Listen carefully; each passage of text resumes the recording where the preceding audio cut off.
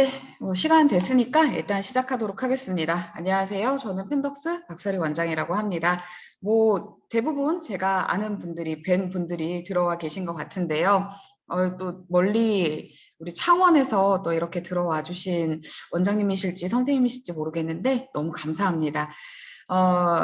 이제 오늘 주제가 사실 스피킹 원어민 없이도 스피킹 강한 학원 만들기 요런 주제인데요.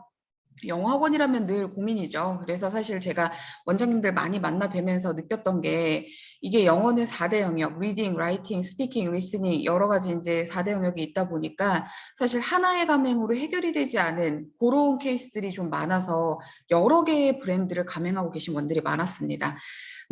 펜덕스는 기본적으로 학원에서 4대 영역을 다 이제 소화를 하는 그런 학원에서 출발한 프로그램이기 때문에 그렇게 이제 4대 영역을 다 학습할 수 있는 그런 이제 프로그램이지만 그런 것들을 각 과목마다 더 잘 살리는 방법. 오늘은 그 중에서도 스피킹 부분에 대한 이야기를 해보려고 하는데요. 여러 가지가 있죠. 여기 계신 분들은 대부분 제가 직접 찾아뵙고 설명을 드렸던 분들이기 때문에 펜덕스가 어떤 부분에서 이제 스피킹을 강화시키는지 이런 것들을 알고 계시지만 그런 것들을 좀 실질적으로 좀 이야기를 드려보도록 하려고 해요. 특히 어떤 포인트에서 드릴 거냐면 저희의 라이팅 앤 스피킹 교재 익스프레션 for 스피킹 교재도 스피킹을 강화하는 교재이고 사실 제가 LM 교재도 마찬가지로 암기 학습을 열심히 시켜주시면 궁극적으로 스피킹을 강화할 수 있다라고 말씀드렸지만 그래도 어쨌든 타이틀 자체가 라이팅 앤 스피킹이라고 붙어있는 펜덕스의 대표 교재 그리고 아이들이 가장 흥미있어하고 좋아하는 교재 그 교재를 어떻게 활용할지 그리고 이제 본 교재 베이직 라인에서 본 교재를 학습하다 보면 이제 아이들이 매 시간마다 끝나고 하게 되는 그 AI 스피킹, 스마트 러닝을 어떻게 활용하고 또 그걸 상담에 어떻게 활용할지 이 부분에 대한 이야기를 해보도록 하겠습니다. 지금 우리 이제 화면 공유를 해서 제가 프레젠테이션을 좀 띄워서 같이 이야기를 해보도록 할게요. 네. 오늘 주제는 아까도 말씀드린 것처럼 펜덕스 교재와 AI 스마트 러닝을 활용해서 원어민 없이도 스피킹 강한 학원을 만드는 방법이라는 주제입니다. 오늘 제가 원장님과 이야기를 나눠볼 부분들은 크게 세 가지입니다. 질의응답을 제외하고 아까도 제가 잠깐 이제 우리 펜덕스 오픈 채팅방에 썼지만 원어민의 장점과 한계라는 이야기를 좀 먼저 화두를 던져보려고 했어요. 저는 너무 당연하게 원어민들과 일해왔지만 사실 거의 한 90%에 달하는 지금까지 펜덕스를 통해서 원장님을 만나 뵌 게 거의 한 1,300~400여 분의 원장님을 뵀었거든요. 그러면 그 중에 한 90%는 원어민이 없는 교습소나 보습학원 이었습니다. 또 어학원이어도 원어민이 없는 케이스들도 있었고요. 어쨌든 이 환경 자체가 원어민을 두기가 좀 어려운 환경들도 있었고요. 또 원어민이 있었지만 사실 이제 그 원어민을 정말 10분 활용을 하기가 쉽지 않아서 한국인 교사들, 이중언어자 선생님들로 대체를 했다든지 여러 가지 이유가 있었는데요. 저도 대치동에서 가장 힘들었던 게 원어민 관리였습니다. 그 원어민들의 장점과 한계는 무엇이 있는지 그리고 우리 펜덕스의 교재와 시스템이 그런 장점을 어떻게 더 살리고 한계는 어떻게 보완을 해줄지 이런 부분들에 대해서 이야기를 나눠보도록 하겠습니다. 원어민의 장점과 한계. 원어민의 그 스트롱 포인트라고 한다면 일단은 이미지죠. 어쨌든 그 학원은 전문적이고 어학학습에 특화가 된 학원이다라는 이미지가 가장 클 겁니다.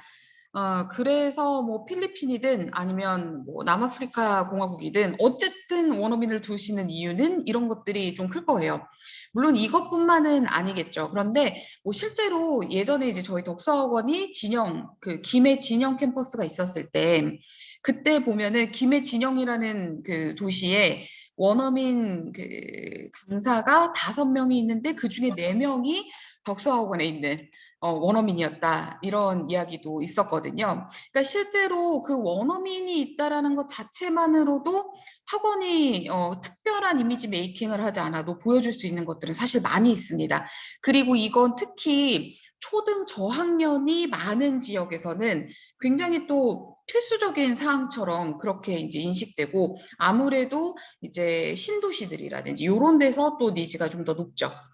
이러한 장점이 있고, 또 하나의 장점은 이제 스피킹 학습의 효율성이 높다라는 것도 실제 장점일 것입니다. 아무래도 스피킹 학습은 물론 한국 사람이 교포가 뭐 이제 학습을 시켜줄 수는 있지만, 그래도 네이티브들이 해줄 수 있는 부분들이 분명히 있기 때문에, 뭐 발음적인 부분이라든지 아니면 억양이라든지 아니면 실제로 저는 그런 경험이 있어요. 어떤 경험이냐면 이 원어민들하고 대화를 하다가, 원어민이 사실 저는 이제 뭐 외국에서 공부를 한 것도 아니고 해외 연수를 간 것도 아니고 정말 오리지널 한국에서 쭉 공부를, 그것도 입시에 관한 공부만 해왔던 사람인데, 이제 그런 사람 입장에서 이제 원어민들하고 대화를 하다 보면 그런 얘기 많이 들었죠. 정말 한국에서는 이런 문장을 쓰고 이런 단어를 써? 뭐 예를 들면 scold라는 이제 훈육하다라는 단어는 외국에서 안 쓴다고 하더라고요. 뭐 그런 것부터 시작해서 뭐 많은 것들이 있었습니다. 그런데 이제 이렇게 원어민들이 있는 학원에서는 실제 네이티브들이 사용하는 어휘나 뭐 구문이나 이런 그들의 문화까지도 아이들이 접할 수 있다라는 장점이 분명히 있겠죠. 그리고 뿐만 아니라 스피킹 학습의 흥미도를 이끌어준다라는 점도 굉장히 큰 장점 중에 하나일 겁니다. 실제로 저희 본원들에서 운영하고 있는 본원에서 원어민 강사들을 저희는 이제 신입생 인터뷰 테스트에 100%다 이제 투입을 하거든요. 그때 제가 주는 디렉션 중에 하나는, 아이들이 너와의 인터뷰, 그 경험이 너무 즐겁고 인상 깊게 만들어서 너와 같은 선생님이 있는 이 학원에서 공부할 수 있도록 만들어 달라라는 게 이제 제가 하는 주문 중에 하나인데요. 그게 어떤 포인트냐면, 어쨌든 그러니까 이 문화적 배경 때문에 각자가 잘하는 것들이 있어요. 예를 들면 원어민의 스피킹 학습에 대한 흥미도, 영어 학습 자체에 대한 흥미도를 좀 이끌어주면서 좀 액티브하게 그렇게 학습할 수 있다는 장점이 있고, 또 우리 한국 선생님들은 또 필요할 때 이렇게 좀 면학 분위기를 잘 이렇게 만들어준다라는 또 장점이 있죠. 원어민은 또 면학 분위기 만들기는 쉽지가 않잖아요. 어쨌든 스트롱 포인트는 스피킹에 한정해서 본다면, 전문적이고 어학원의 강한 어학원의 이미지를 만들어준다는 점, 그리고 스피킹 학습의 효율성이 높다는 점, 그리고 스피킹 학습에 아이들의 흥미도를 끌어올려 줄 수 있다는 점, 이런 점들에서 분명 원어민의 이제 장점은 있을 겁니다. 그런데 이제 원어민들의 아쉬운 점도 분명히 있죠. 이 아쉬운 점 때문에 많은 원장님들이 원어민을 고용하셨다가도 이제 고용하지 않으시거나, 아니면 어쨌든 펜덕스에 원어민 동영상 강의가 있기 때문에 이 기존의 원어민을 어떻게 활용할까, 혹은 이제 고용을 중단할까, 이런 것들을 많이 고민을 하시면서 컨설팅을 요청을 해오시는 케이스들이 있는데요. 원어민 강사들의 그러니까 원어민 강사의 자체적인 취약점이기도 하고, 원어민 강사를 계속 고용해야 되는 학원이 느끼는 어떤 어려움이라면 구인의 어려움일 것입니다. 사실 서울도 구인은 쉽지가 않아요.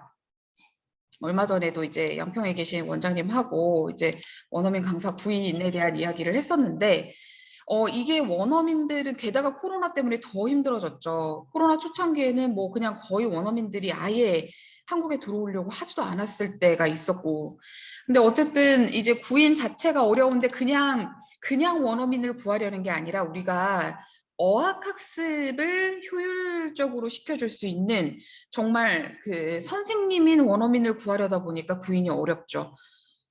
그런 개념이 아니라면, 좀 그런 개념이 아니라고 해도 사실 어렵습니다. 그래서 저 같은 경우에도 예를 들면 지금 본원들의 원어민들이 계약 기간이 만료가 됐을 때 후임 원어민을 최소한 6개월 전부터 세팅을 하려고 알아보고 준비하지 않는 이상은 뭐 3개월, 4개월 이때부터 시작하면 너무 늦더라고요.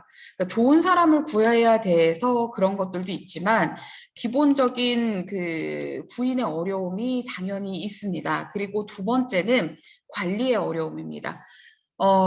일단은 문화나 배경 여러 가지 것들이 다르기 때문에 그리고 기본적으로 이 written contract를 기반으로 해서 움직이는 사람들이잖아요.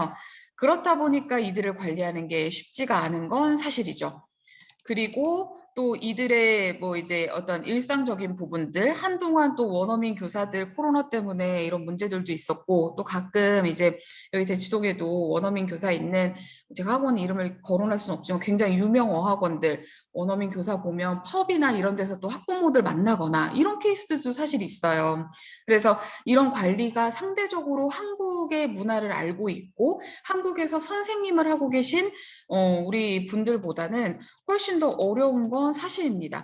그리고 이제 세 번째가 학습 체계성 확보의 어려움입니다. 사실 정말 베테랑 원장님들도 원어민을 계속 활용은 하지만 이들을 컨트롤, 관리와 학습 체계성 이게 두 가지가 좀 같이 맞닿아 있는데요.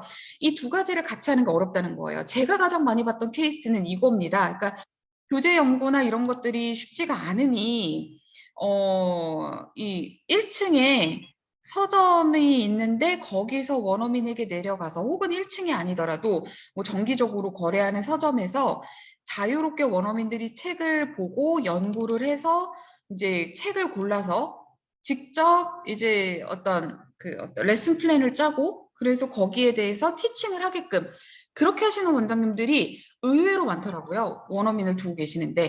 근데 이거 그 자체가 문제라기보다는 이렇게 원어민 의존도가 높아지고 원어민의 자율성이 높아지다 보니까 그러면서 이제 또 하나 커리큘럼이라는 게 있는 게 아니라 그때그때 원어민이 저거 좋은 것 같아. 이거 좋은 것 같아. 이런 식으로 이제 교재를 선정해서 활용하다 보니까 학원의 정체성이 일단 모호해지고 두 번째는 학원의 정체성뿐만 아니라 이제 그 원장님의 컨트롤, 매니징 밖에 이제 있게 되는 거죠, 원어민들이.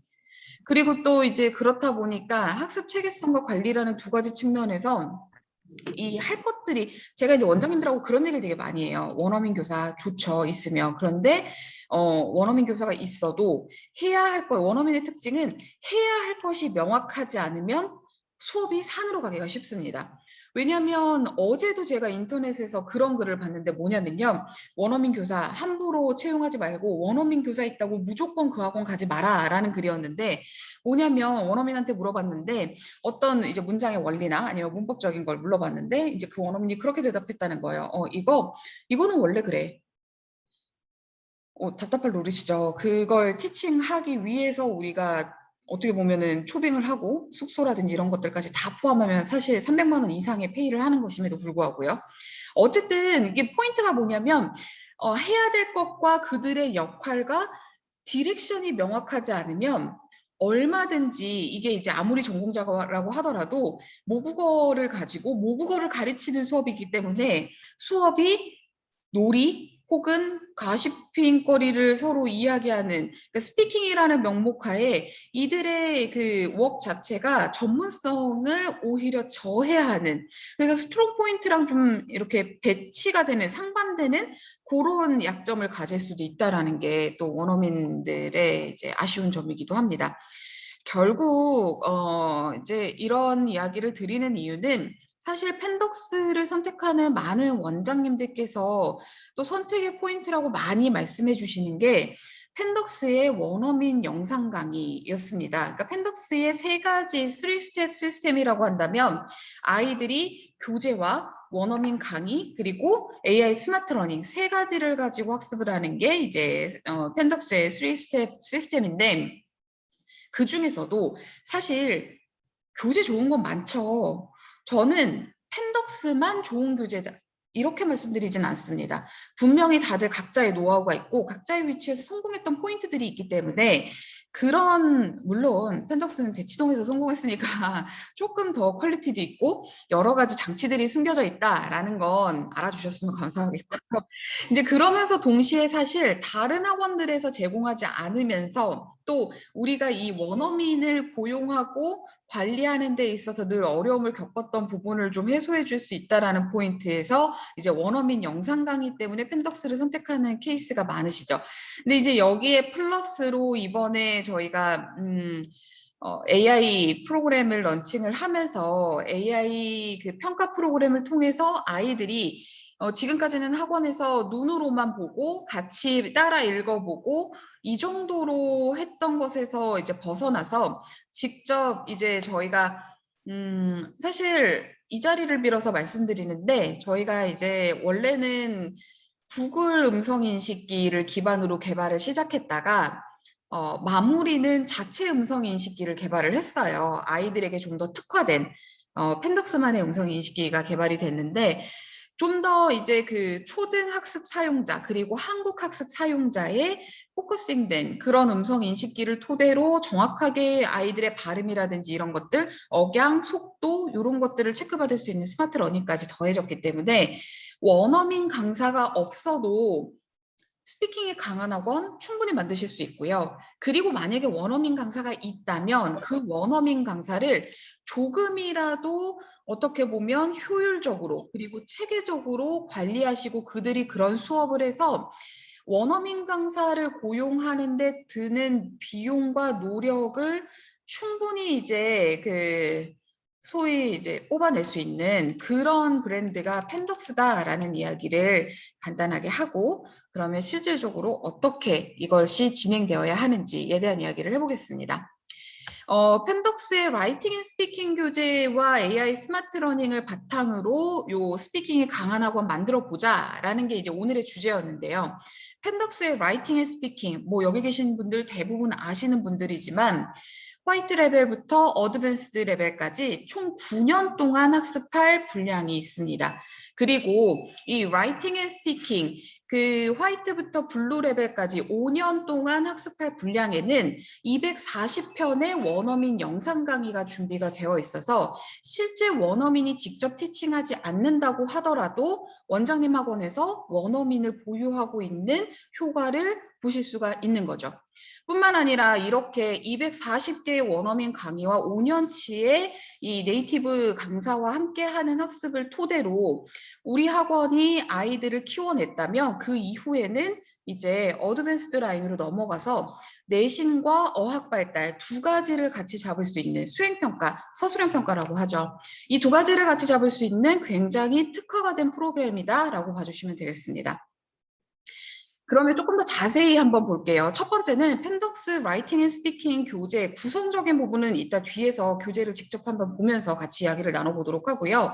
하나의 주제에 대해서 한 주 동안 학습을 하되 두 가지의 형태로 나눠서 학습을 합니다. 첫 번째 학습은 대치동 현직 원어민 동영상 강의를 아이들이 직접 보면서 기존의 이제 원어민이 아이들에게 이제 문단이란 어떻게 쓰고 또 주제를 가지고 브레인스토밍을 해서 최종적인 이제 샘플 스크립트가 나오게 되면 아이들은 그걸 가지고 패러프레이징을 하면서 본인들이 발표할 연습을 하게 됩니다.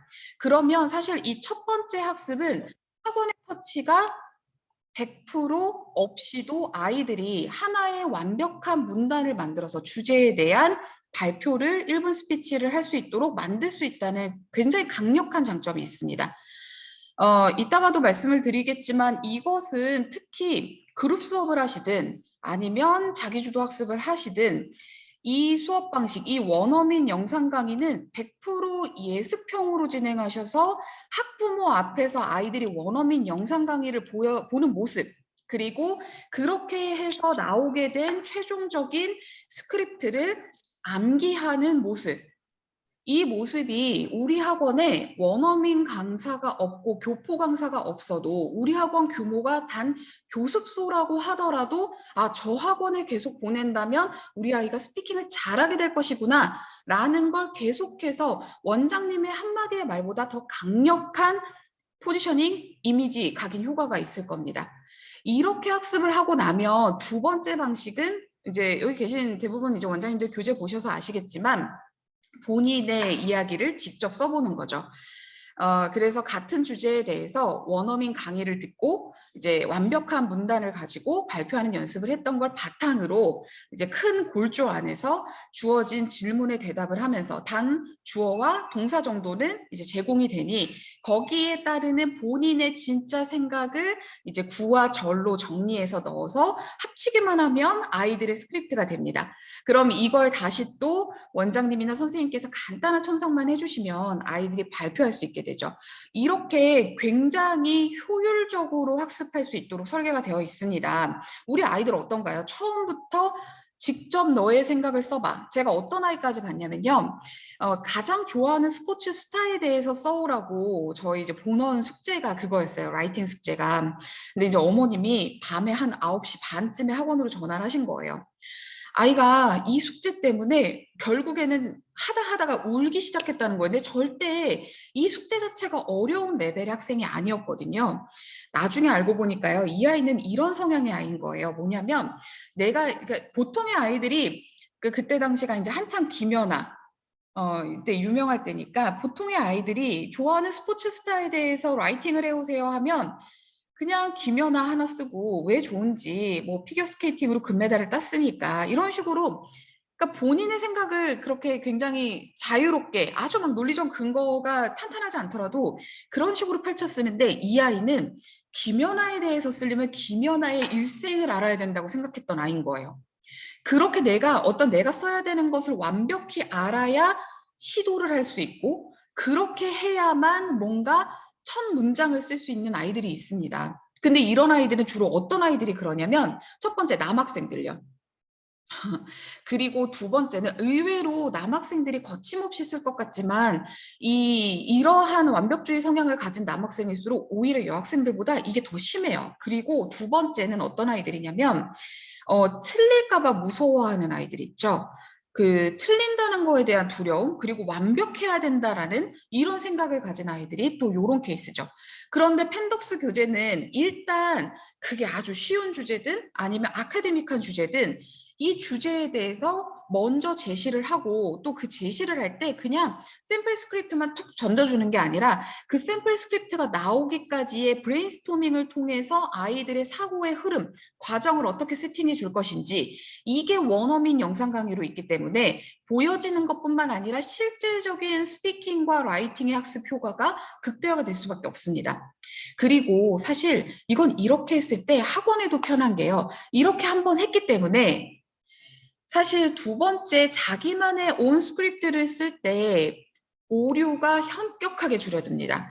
그러니까 이게 아무래도 규모가 큰 어학원이고 뭐 보습학원도 그렇고 규모가 큰 학원이고 뭐 첨삭을 할 수 있는 선생님들의 시간적 여유나 아니면 보조 선생님이 있다면 이런 건 고민도 아니죠. 그런데 사실 그런 학원들도 이건 고민입니다. 저희 본원들 같은 경우는 원어민들이 정규 수업 시간에 첨삭을 할 수가 없으니까 아이들의 에세이를 일주일에 최소 100편이 넘는 에세이를 다 집에 가져가서 첨삭을 하거든요. 그것도 일이죠, 사실. 그런데 이 먼저 있었던 샘플 스크립트가 있기 때문에 아이들이 본인의 스크립트를 쓸 때도 샘플 스크립트의 큰 골조 안에서 변형을 주기 때문에 그 오류가 크지 않다는 거예요. 큰 골조 안에서는. 그렇다 보니까 첨삭을 하는 것도 훨씬 간편하고 쉬워지는 거죠. 예를 들면 저희 이제 설명회 때 나왔던 용인 에크미 플러스의 국민지 원장님 말씀에 따르면 거기는 이제 어학원이고 교포 선생님들이 계시고 이중언어 선생님들이 계시고 한 클래스당 8명에서 맥시멈 10명 정도 아이들이 있는데 이 아이들의 첨삭을 해내는데 그러니까 10분 정도면 수업 중에 아이들이 다른 것들을 하고 있는 동안 충분히 첨삭할 수 있는 정도라고 하더라고요. 얼마나 간편해요. 그러니까 학습적인 효율성과 관리의 효율성 두 가지를 다 가져갈 수가 있는 거죠. 게다가 보여지는 이미지까지요. 그래서 결국 이제 제가 드리고 싶은 말씀은 펜덕스는 이 라이팅 앤 스피킹 교재를 통해서 정성평가와 정량평가를 동시에 할 수 있다는 점도 또 하나의 장점이 될 겁니다. 뒤에서 왜 그게 가능한지 한번 보여드릴게요. 그리고 마지막으로 이제 정성평가, 정량평가가 가능한 것뿐만 아니라 어학 발달과 수행평가, 대비가 동시에 가능하다는 점도 펜덕스 라이팅 앤 스피킹 교재의 강점이죠. 실제로 교재 구성이 어떻게 되어 있는지 한번 볼까요? 파트 1, 제가 이제 두 가지, 첫 번째 스터디가 있고 두 번째 스터디가 있다고 말씀드렸잖아요. 파트 1에서 보시면 이렇게 하나의 주제에 대해서 어떤 이제 그 기본적으로 원어민 영상 강의를 통해서 이제 아이들이 학습을 하고 파트 2로 넘어가면 실제 본인의 자기만의 스크립트를 쓰는 그런 방식으로 하나의 주제에 대해서 2번 학습하게끔 그렇게 세팅이 되어 있고, 파트 1을 보시면 첫 번째 이렇게 문단이라는 건 어떻게 쓸 것인가에 대한 해설, 그리고 주제, 그리고 그 주제에 따른 이제 브레인스토밍과 샘플 스크립트가 나오기까지 원어민 영상 강의로 약 7분에서 맥시멈 10분 사이에서 이렇게 강의를 진행을 하고 있습니다. 그럼 아이들은 강의를 보고 나서 이제 아이들이 직접 자기만의 스크립트를 작성을 하게 되고, 학원은 지금 여기 이제 그 애니메이션이 잘못 들어간 것 같은데요. 학원은 아래 보시면 요 하단에 제가 아까 정성평가와 정량평가를 동시에 할 수 있다라고 했죠. 스피킹을 평가하는 데 있어서 가장 어려운 점은 전문성을 갖기가 일반 학원에서 쉽지가 않다는 겁니다. 그래서 이제 프로그램을 자꾸 넣으시는 거잖아요. 그런데 전문성을 갖는 것은 생각보다 굉장히 어렵지 않고 쉽습니다. 지금 보시는 것처럼 예를 들면 주제에 얼마나 부합하는 글을 썼는지, 스트럭처는 어떻게 잡았는지, 속도는 어떻고 유창성은 어떤지, 어휘와 문법의 사용 능력은 어떤지, 이런 것들을 항목화하고 항상 숫자가 주는 공신력이 있잖아요. 이것들을 다 수치화해서, 그러니까 우리가 스피킹을 어떻게 평가하고 계시나요? 라고 하면 많이 하시는 말씀이 아이가 굉장히 적극적이다, 스피킹하는 걸 좋아한다, 발음이 유창하다, 이 정도 평가가 이제 전부라는 거예요. 그런데 이런 항목들을 통해서 그걸 수치화해서 명확하게 제시를 하면 사실 학부모들은 이걸 앉은 자리에서 한 달 교재를 훅 넘기다 보면 우리 아이가 어떤 부분이 강하고, 그냥 단순히 스피킹을 잘한다 못한다가 아니라 스피킹 안에서도 어떤 영역이 잘 되어 있고 어떤 부분이 아쉬운지 이걸 볼 수가 있고, 동시에 이제 그 티처스 코멘트를 통해서 정성적인 부분에, 아이가 노력한 부분에 대한 아이의 애티튜드에 대한 평가를 해주시는 거죠. 이렇게 첫 번째 스크립트를 아이들이 준비해서 발표를 할 때 또 하나의 메인 포인트는 이 샘플 스크립트를 반드시 암기해서 발표하게끔 해주시는 겁니다. 처음부터는 당연히 어렵겠죠. 그래서 대치동에서도 처음 이제 덕서학원에 온 학생들은 예를 들면 토픽 센텐스와 이제 서포팅 센텐스의 일부는 암기를 하고 마지막은 뭔가 보면서 한다거나 이렇게 암기해야 될 분량을 점차 늘려주기 시작을 해요. 마지막에는 자기가 쓴 스크립트에서 키워드 정도만 노트 테이킹을 해서 이제 수첩을 이렇게 보면서 발표를 하게끔 하죠. 이 과정이 충분히 학습이 되면 그 다음에는 완벽하게 암기를 해서 발표하게 합니다. 왜 암기해서 발표하는 것이 중요하냐? 여기 대치동에 굉장히 스피킹으로 유명한 학원이 있는데요. 그 학원에서 뭘 주로 하는지 아시나요? 그 학원이 다른 거 하는 거 없지 않죠. 예, 뭐 합니다. 4대 영역 다 하죠. 리딩 컴프레hension도 하고 다 하는데 굉장히 집중해서 하는 것 중에 하나가 뭐냐면 그겁니다. 그 토플 지문 있죠. 토플 지문을 암기해서 스피치하는 걸 정말 중요한 워크로 학생들에게 주고 또 실행을 하는데요. 생각을 해보세요. 결국 스피킹을 잘한다는 것은 유창성, 그러니까 발음이라든지 억양, 인토네이션이라든지 이런 것들을 제외한다면 결국에는 내가 활용할 수 있는 어휘와 구문이 굉장히 다양해지고 이게 체득화가 돼서 자유자재로 나오게 만들어주는 겁니다. 결국에는 라이팅과 스피킹이 아카데믹한 수준까지 올라간다라고 했을 때는 누가 더 한 단계 높은 수준의 어휘를, 그리고 같은 어휘라도 동의어를 사용해서 다양하게 구사하는지, 그리고 활용할 수 있는 구문의 형태가 얼마나 더 전문적인지, 그러니까 많이 쓰고 길게 쓰고 스트럭처를 잡을 수 있다는 것보다 결국에는 이건 기본이 될 테고 학습 수준이 높아지면서 평가의 주된 것을 차지하는 게 그게 될 거거든요. 그래서 그런 부분들을 강화시키려면 물론 발음도 중요하죠. 그래서 원어민 영상 강의를 제공을 하는 거고요. 그런데 그것과 마찬가지로 중요한 게 암기인 겁니다. 이 암기를 하지 않으면 어떤 현상이 발생하느냐? 대치동에도 그런 아이들이 있습니다. 그러니까 본인이 써야 하니까 열심히 쓰죠. 그리고 쓰는 건 항상 아이들이 이게 눈으로 보게끔 남겨지니까 최대한 오류를 줄이려고 굉장히 노력을 해요. 문법적으로. 그리고 뭔가 새로운 시도를 하려고 하죠. 어휘나 구문이나. 그래서 그렇게 라이팅을 하고 어떻게 하냐면 열심히 썼으니까 책을 덮습니다. 책을 덮고 그 레벨이 되니까 그대로 그 책을 들고 학원으로 가요. 학원으로 가서 어떻게 하냐면 그냥 내가 쓴 것과 전혀 다른 발표를 합니다.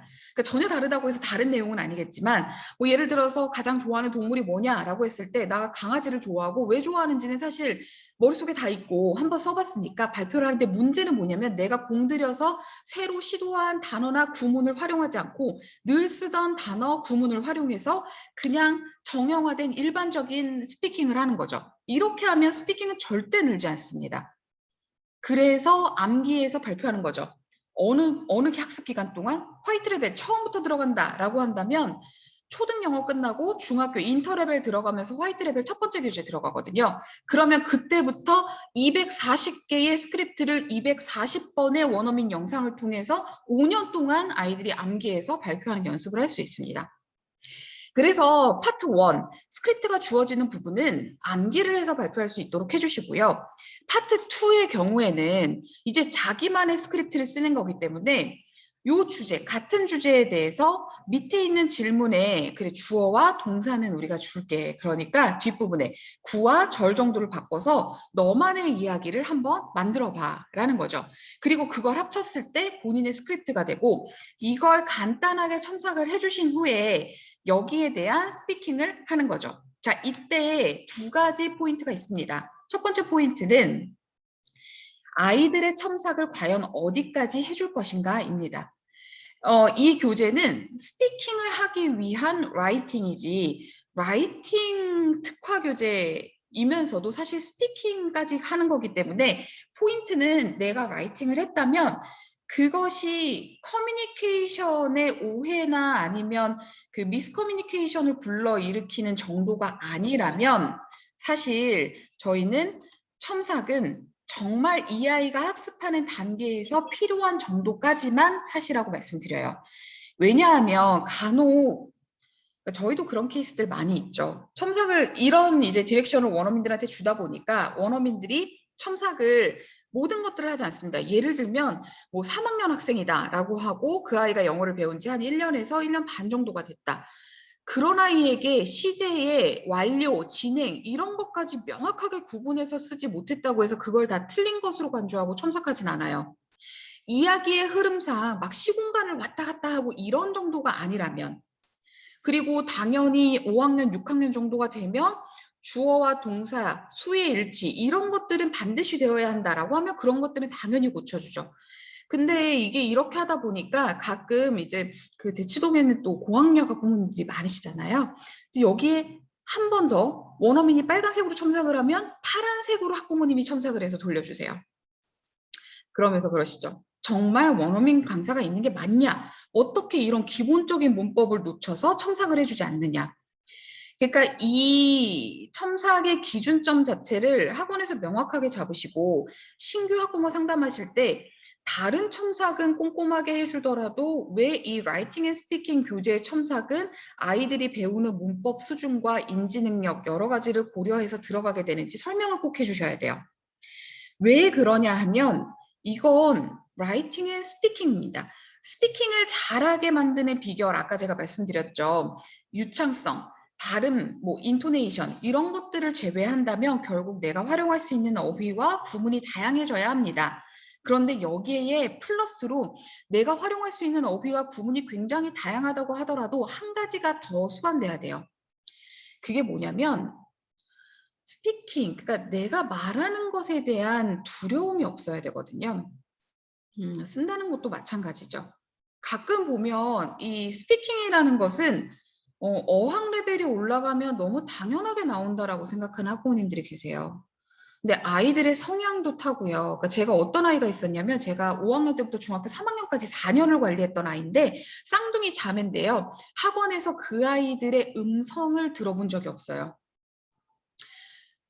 숙제를 왜 못했냐고 물어보면 선생님 제가요. 이런 식으로 그러니까 말은 하는데 음의 높낮이가 없는 말을 하거든요. 걸어 다닐 때도 벽으로 이렇게 붙어 다녀요. 근데 라이팅은 정말 기가 막히게 씁니다. 말을 해야 될 때는 정말 잘해요. 이런 성향의 아이도 있고요. 어쨌든 제가 드리고 싶은 말씀은 아이들이 본인이 스피킹을 하는 걸 두려워하지 않도록 내가 말하는 걸 즐거워할 수 있도록 만들어주는 게 굉장히 중요한데 그걸 가로막는 것 중에 하나가 굉장히 과도한 첨삭이거든요. 우리 어른들도 생각해 보세요. 내가 뭘 썼는데 거기에 정말 토시 하나까지 다. 근데 이게 목적 자체가 완벽한 글쓰기가 아니라 스피킹이라면 얘기가 좀 다르다는 겁니다. 제가 대치동학 부모님들께 굉장히 많이 이야기하는 것 중에 하나가 뭐냐면요. 엄마와 선생님이 보기에는 아이가 스피킹과 라이팅이 부족해 보여도 아이만 본인이 잘한다고 느끼며 그런 아이가 자기가 부족하다고 느끼는 아이보다 훨씬 더 빨리 늘 것이다라는 얘기를 많이 하거든요. 그래서 스피킹 이제 라이팅 앤 스피킹 교재에서 아이들의 스크립트를 첨삭해주는 정도와 그 이유, 목적 그리고 연달아서 이 스피킹 리포트를 작성하는 포인트입니다. 대부분 이제 원장님이 직접 티칭하시는 학원도 있지만 그렇지 않은 학원이 사실 훨씬 더 많죠. 원장님 운영을 하시고 이제 강사들이 티칭을 할 때 이 포인트는 원어민들이 있을 때예요. 사실 한국 사람들은 기본적으로 이 인식이 있습니다. 공부를 아주 잘하지는 못했지만 그래도 중간 이상은 했고 나쁘지 않다의 기준점이 몇 점인지요. 우리 한국 사람들은 그 기준점이 우죠, 우. 네. 우.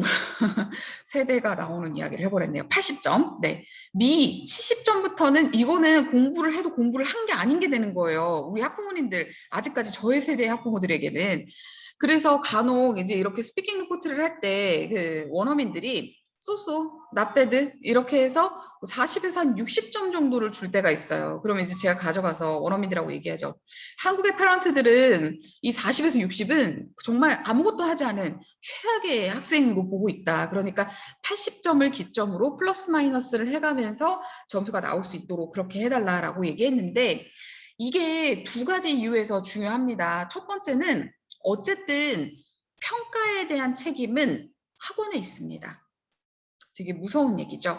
저희가 AI 스마트 러닝이 도입되면서 원장님들께 그런 말씀을 많이 드렸어요. 평가가 간편해지죠. 그런데 간편해진 만큼 평가에서 보여지는 아이들의 점수에 대한 익스큐즈도 학원에 동시에 같이 가게 됩니다라는 말씀을 많이 드렸는데 이게 우리 선생님들이 뭐 스트릭트하고 뭐 어떤 이유에서든 점수대가 그래도 한국의 정서에 맞게 한 7, 80점대 아무리 못해도 그렇게 나와줘야 지금 가르치는 학원에서 잘 가르치고 있다라고 생각을 하게 돼요.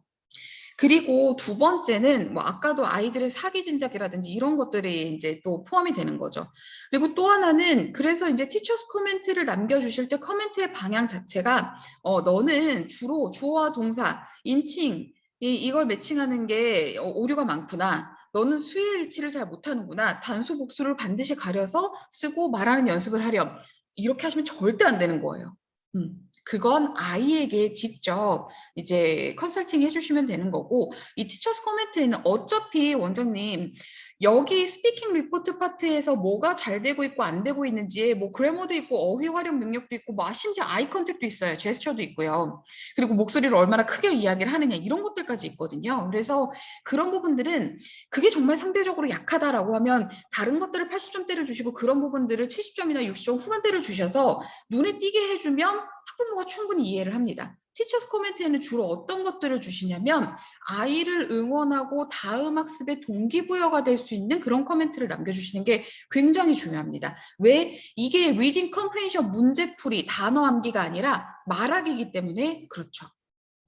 저도 설명회를 하고 원장님들 상담을 할 때요. 아니면 개별 컨설팅을 해드릴 때 이렇게 말씀해 주시면 하나라도 더 말하려고 정말 애를 써요. 뭐냐면 어쩜 그렇게 설명회 때 말을 잘하세요. 네.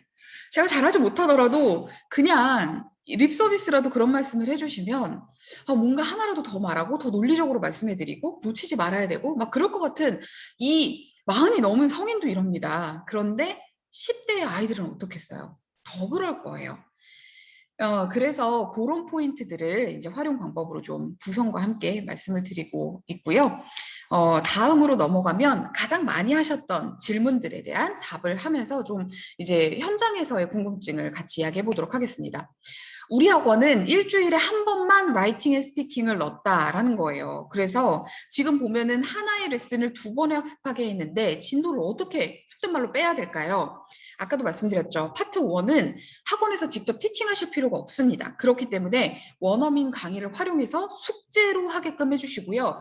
저는 솔직히 개별학습 학원이라서 아이가 학원에 와서 다시 한번 똑같은 원어민 영상을 보는 한이 있다고 하더라도 반드시 집에서 이 라이팅 앤 스피킹을 숙제로 주셔서 아이가 원어민 영상 강의를 보고 뭔가 쓰고 그걸 멈블링하고 발표하려고 암기하려고 노력하는 모습이 노출되는 것만큼 스피킹 강한 학원이라는 이미지, 원어민이 없어도 이걸 만들어주는 가장 강력한 게 바로 이거라고 생각을 합니다. 그리고 실제로 학부모님들 피드백도 그러하고요.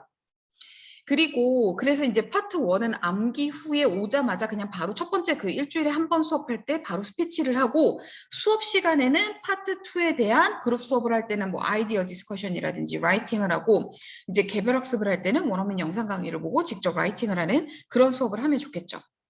두 번째 질문은 근데 반대로 이제 수업이 실수가 너무 많다는 거예요. 라이팅 앤 스피킹을 짧게 끊어서 일주일에 3번 정도 수업을 하고 있다. 너무 일찍 끝났어요. 네, 실력에 맞게 다음 진도로 빨리 넘어가셔도 돼요. 학부모의 니즈는 한 달 쓴다고 해서 한 달을 딱 지키는 게 일단 제일 큰 니즈고요. 두 번째, 그런데 얘가 너무 잘해서 속도가 좀 낮네요. 교재비를 또 내야 되긴 하지만 이것도 기분 좋아요. 그리고 일정 수준이 되면 여기에는 적어놓지 않았지만 저희가 그 뉴스페이퍼를 항상 매주 5개 레벨로 올려드리잖아요. 그 뉴스페이퍼를 가지고 라이팅 앤 스피킹에서 배운 방식으로 토픽 센텐스, 서포팅 센텐스, 컨클루딩 센텐스 이 구조를 지켜서 라이팅을 하고 발표를 하는 연습을 시킬 수도 있겠죠. 왜냐하면 그 뉴스페이퍼 뒤에는 이제 저희가 항상 디스커션 토픽 2가지, 그 뉴스 주제와 관련된 디스커션 토픽 2가지를 넣어드리니까요. 그래서 그렇게 한번 활용을 해보시고요. 세 번째 질문은 스크립트 암기 반드시 해야 되느냐? 네, 반드시 해야 됩니다. 다양한 구문 활용이 가능하고 뭐 240에서 250개의 문단이 되는데 최소 문장으로 따지면 2,000개 이상의 문장을 암기하게 되는 효과를 볼 수 있습니다. 그리고 늘 항상 학부모님들 그런 말씀 많이 하시거든요. 얘는 늘 이런 문장만 쓰고 늘 이런 단어만 써서 라이팅하고 스피킹해요. 이런 것들을 개선해 나가고 업그레이드해 나갈 수 있다는 장점이 있고 또 학부모의 인식, 스피킹이 강한 학원이라는 요 3가지 효과가 있는 거죠. 또 다른 질문은 수업을 재미있게 하고 싶다. 근데 흥미를 유도하는 게 어렵다. 아까 제가 이제 원어민의 장점, 스트롱 포인트 중에 하나가 이제 스피킹에 대한 흥미도를 높여줄 수 있다. 이거였는데 저도 여기 적혀 있는 것들이 이제 원어민들한테 많이 아이디어를 얻은 것들이에요. 어떤 원어민은 노트북에 그런 어플이 있더라고요. 그 인터넷에서 그냥 이런 프로그램인가 봐요. 데시벨이 보여지는 것도 있고 데시벨에 따라서 그러니까 아이들이 작은 목소리로 발표를 할 때가 있잖아요. 이렇게 개밍하는 목소리로 발표하는 아이가 있고 어떤 아이는 막 제스처도 쓰면서 막 굉장히 액티브하게 웅변하듯이 또 그렇게 하는 아이들이 있거든요. 근데 결국엔 스피치이기 때문에 후자의 아이들이 더 빨리 늘고 적극성, 자신감 여러 가지를 키울 수 있기 때문에 이걸 장려하기 위해서 이렇게 아이들이 말하는 게 노트북에서 인식이 되면서 여기 화면에 막 버블이 이렇게 생기는 거예요. 그래서 누가 이 버블이 많이 생기나 요런 이제 컨테스트도 하고 또 어떤 선생님은 1분 스피치니까 혹은 2분 스피치로 늘려서 하시든 1분이든 2분이든 어쨌든 시간을 제한을 두고 가장 그 시간에 가깝게 맞춰서 발표하는 아이들에게 뭔가 보상을 하기도 하고 또 이제 사용하고 있는 본교재나 아니면 단어책에 있는 단어를 뭐 몇 개 이상 활용해서 스크립트를 써서 발표하게끔 하는 그런 미션도 하고요. 그룹 수업을 할 때는 반대로 이제 이게 개별 학습일 때는 선생님이 이렇게 해주니까 상관이 없지만 선생님은 항상 평가를 해야 되니까 주의 깊게 듣잖아요. 근데 그룹 수업을 할 때 발표하는 아이만 발표를 하고 듣는 아이들은 이제 발표에만 너무 포커스를 맞추면 이 아이에게 집중하지 않는 그런 현상도 생기죠. 그러다 보면 어떻죠? 발표자, 화자가 열심히 하고 적극적으로 하고 싶은 마음이 사라지죠. 그러면 수업에 대한 흥미가 떨어집니다. 그래서 이런 경우에는 이 발표하고 있는 학생의 서포팅 센텐스의 메인 센텐스가 뭔지 찾아낸다든지 이런 듣는 아이들이 경청하는 그런 어떤 경청을 유도할 수 있는 퀴즈 이런 것들을 통해서 발표하는 아이가 내 친구들이 지금 굉장히 나에게 집중을 해주고 있구나 라고 느끼면서 더 신경 써서 제스처나 목소리 크기 이런 것들을 조절할 수 있도록 그렇게 만들어주는 거죠. 그리고 무엇보다도 학생들이 틀린다는 것에 두려움을 갖지 않게 해주는 게 중요합니다. 어떤 원어민은 이런 원어민이 있어요. 아이들이 한 문장 한 문장 발표할 때마다 너 이거 틀렸어? 이거 이렇게 발음하고 굉장히 사실 솔직히 말하면 원어민보다 한국 선생님들한테 이런 패턴이 더 많이 보이는데 의욕이 굉장히 넘쳐서 모든 것들을 다 교정해주고 모든 것들을 다 고쳐주고 개선해줘야 된다고 생각하는데 안타깝게도 우리 아이들은 하루에 한 개도 고쳐지기가 쉽지가 않아요. 네, 복도에서 뛰지 말란 얘기도 한 3개월을 해야 안 뛰는 아이들인데요. 이 지식적인 부분은 더 그렇지 않겠습니까? 그래서 정말 결정적으로 이 커뮤니케이션을 방해하는 정도의 문법 오류나 이런 것들을 이제 심어주는 그런 역할을 하는 정도를 제외하고는 틀린다는 것에 대한 두려움을 갖지 않도록 치열업 해주시는 게 굉장히 중요하죠. 그러면 이번에는 이 스마트 러닝을 활용해서 스피킹에 강한 학원의 이미지를 어떻게 만들어 가느냐에 대한 이야기를 해보겠습니다. 첫 번째, 원어민 영상 강의를 예습한다는 게 포인트죠. 그리고 두 번째, 그렇게 예습을 하고 오면 AI 본 수업 전에 반드시 단어 테스트를 할 수 있도록 해주세요. 우리 지금 단어 테스트지가요, 원장님들, 감영호 원장님들 여기 오늘 좀 많이 계셔서 말씀드리는데, 오늘 요거 끝나시면 러닝센터에서 자료실 한번 들어가 보세요. 단어 테스트지가 더 보강돼서 올라갔습니다. 굉장히 좋은 아이디어를 주신 우리 강진의 원장님이 한 분 계시는데요. 그 원장님께서 좋은 아이디어를 주셔서 저희가 좀 아이들이 요런 그림과 이미지로 테스트할 수 있는 것도 있지만 아이들이 한글 뜻과 그다음에 예문 속에서 테스트해 볼 수 있는 좀 아카데믹해 보이는 그런 테스트지까지 추가로 올려놨거든요. 그래서 인터 레벨 이상부터 있을 거니까 그 이상 아이들은 단어 테스트. 그래서 제가 항상 펜덕스 커리큘럼 세팅할 때 그 커리큘럼 표 같은 거 예시표 드리면 거기에 모든 레벨이 다 단어 테스트를 5분 먼저 시작하고 본 수업을 하게끔 하고 있어요. 왜 그러냐면 이때 아이들이 테스트한 단어가 AI 스피킹에 많이 등장하기 때문에 그렇습니다. 그래서 수업 시작 전에 어휘 테스트를 반드시 해주시고 본 수업을 할때 이제 아무래도 펜덕스가 한 60에서 65%의 학원이 개별 학습을 하기 때문에 제가 이렇게 넣어놨는데요. 원어민 강의로 본 수업을 해주시고 이제 원어민이 있거나 아니면 교포 선생님이 있는 학원이라면 강의를 대체해서 선생님이 직접 티칭을 하시면 되겠죠. 그리고 그렇지 않고 한국 선생님만 있는 학원인데 그룹 수업을 한다라고 한다면 이 원어민 영상 강의를 수업 안으로 가지고 가셔서 이 플레이를 하면서 이제 추가 부연 설명을 해주시는 방식 그렇게 하는 학원도 있습니다. 그리고 마지막으로 이제 AI 평가를 하게 되는 거죠. 집중학습을 스피킹에 좀 더 하게 될 거고 결국에는 3배 빠른 대치동 영어학습이 예습에서부터 시작하고 어휘 테스트로 진행이 되면서 본 수업과 스피킹 학습으로 이어진다. 제가 드리고 싶은 굉장히 중요한 말씀은요. 결국 뭐냐면요. 2가지인데요. 첫 번째는 원어민 영상을 예습하지 않으면 펜덕스는 학습 효과를 절대 저희가 말씀드리는 300% 확장, 3배 빠른 영어 절대 불가능합니다. 그렇기 때문에 이 AI가 나왔다고 해서 AI 하나만으로 100% 아이들의 스피킹이 올라가는 건 아니거든요. 보여지는 건 스피킹에 강화된 학원이라는 게 보여질 수는 있겠죠. 그런데 실질적인 실력 향상이 안 되면 학원 시장에서도 도태되게 마련이거든요. 그래서 필수는 원어민 영상 강의로 예습. 근데 이제 그런 질문 많이 하세요. 그러면 그걸 다 보고 왔는데 개별학습, 자기주도 학습 하는 학원은 수업에서 도대체 뭘 하냐? 우리 유튜브에 펜덕스 유튜브에요. 안동에 계신 옥동 펜덕스 원장님이 하신 말씀이 있어요. 옥동 펜덕스 원장님 학원의 아이들은 몇 번을 봐라 이것 자체가 정해져 있지 않다고 합니다. 이해될 때까지 보고요. 그렇게 보고 아이들이 학원에 왔을 때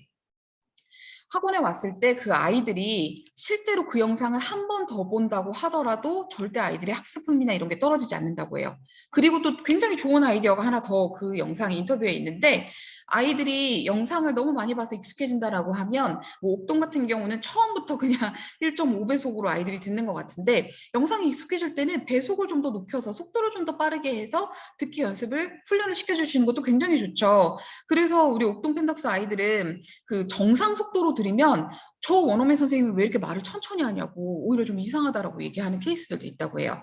자, 원어민 영상 강의로 너무 많은 것들을 해결하고 오면 뭐 개별 수업이든 그룹 수업이든 아이들이 본 수업에 흥미가 떨어질 것 같다. 전혀 그렇지 않습니다. 오히려 아이들이 학습에 대한 자신감 이런 것들이 더 올라갈 거고요.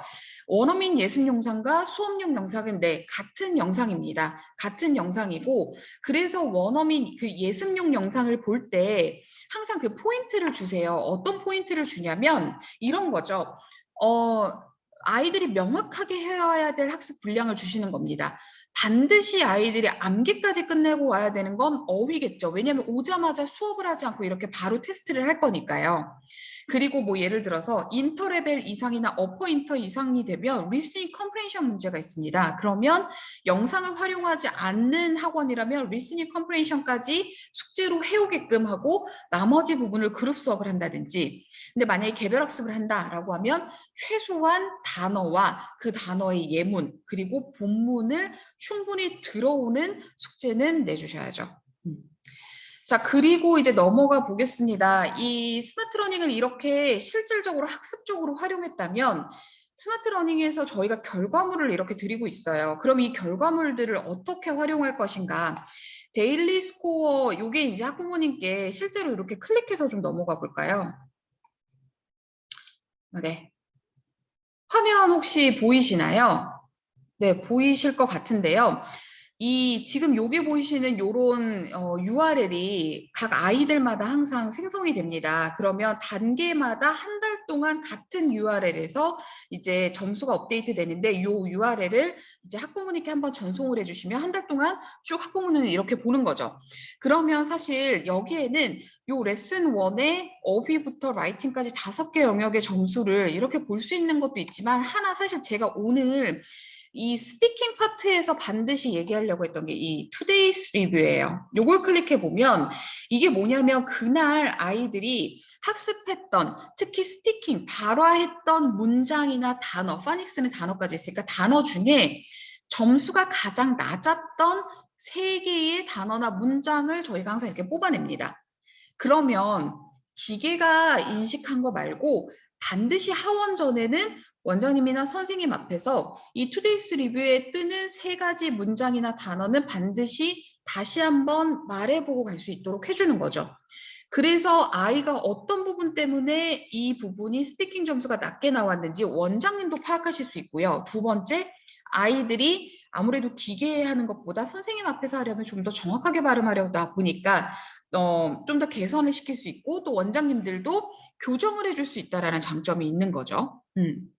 그리고 이렇게 이제 데일리로 진행을 했다면 다시 돌아가서 이것들이 쭉 한 달 학습 분량이 쌓이면 먼슬리 리포트가 나오게 됩니다.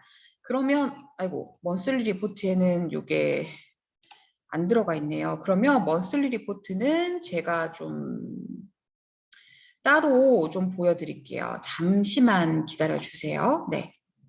그 먼슬리 리포트는요, 요 이제 제가 보여드리고 싶었던 화면이 여기에 있는 요 화면을 제외하고 그 밑에 보면 스피킹만 따로 분석해 드린 게 있습니다. 그래서 발음, 속도, 억양, 그 다음에 정확성, 요런 유창성 이것들에 대해서 저희가 그 오각형 지표로 이제 분석을 해드리고 있어요. 그래서 반드시 그 부분이 이제 어떤 원장님들은 이거를 뭐 뽑아서 프린트아웃해서 보내주시는 분도 계시고 아니면 이것도 이제 링크가 생성이 되기 때문에 링크로 보내주실 수도 있는데 반드시 이제 학부모님들께 상담을 하실 때 여기에 있는 그래프들을 하나하나 다 분석을 하셔서 어렵지 않습니다. 또 분석된 내용이 커멘트로 들어가기도 하니까요.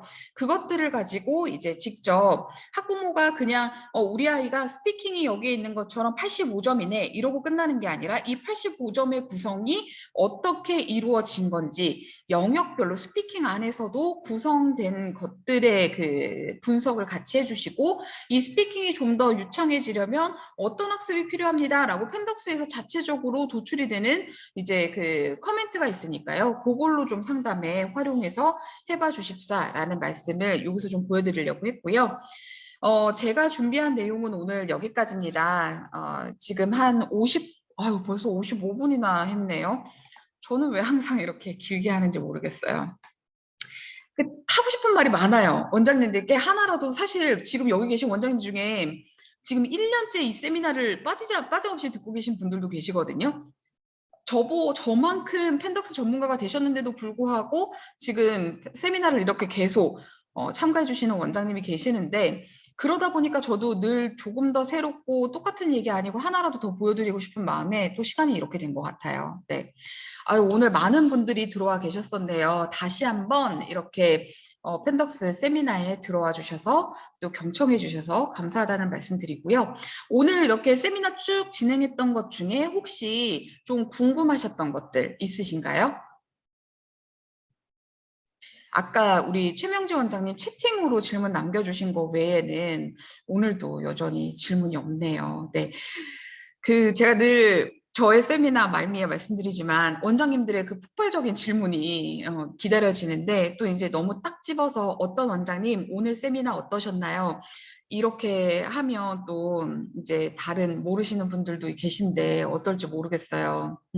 근데 그래도 왠지 코멘트를 잘 주시거나 아니면 질문을 해주실 것 같은 원장들이 계셔서 다음번에는 제가 네. 제가 생각하는 분이 마이크를 해제하셨어요. 아, 네. 안녕하세요.